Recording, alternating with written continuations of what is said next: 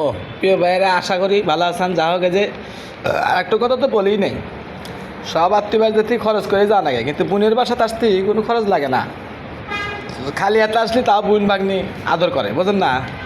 রাজা মামা আছে আর বোন দেখবো ভাই আছে, কিন্তু একবার শ্বশুরবাড়ি যাবে না, দেখেন মিষ্টি, আনারস, কলা, বাদাম বিভিন্ন জিনিস না লাগে, তাছাড়া তো যাওয়াই যায় না, বুঝছেন?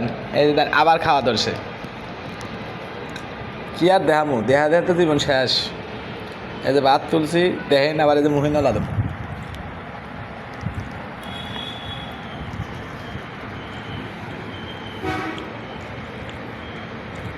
তো আমার বুঝেন দোয়া করেন,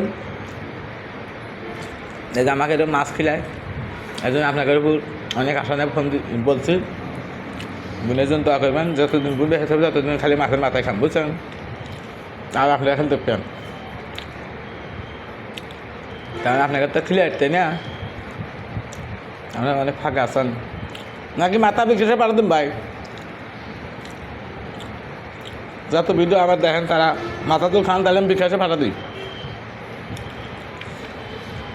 এই দিয়ে দিই ইলিশ মাছের মাথা, ইলিশ মাছ মাথা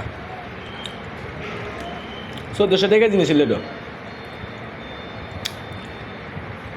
তাহলে আমাকে দেখে নেছে মাথা খামো কি? মাথা তো ইলিশের গ্রামে আমার মাথায় ঘুরতে।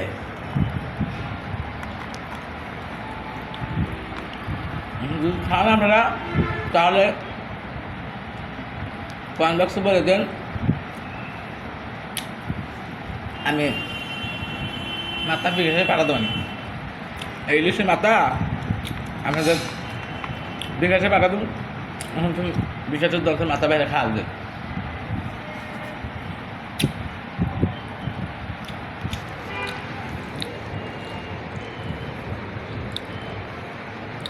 মনে হন যে ভাই বোনের ভালোবাসা, এটা টাকা পয়সা লাগে না, আশা ধরলে হয়, কিন্তু শ্বশুরবাড়ি যা দেন কয়টা খরচ হয়।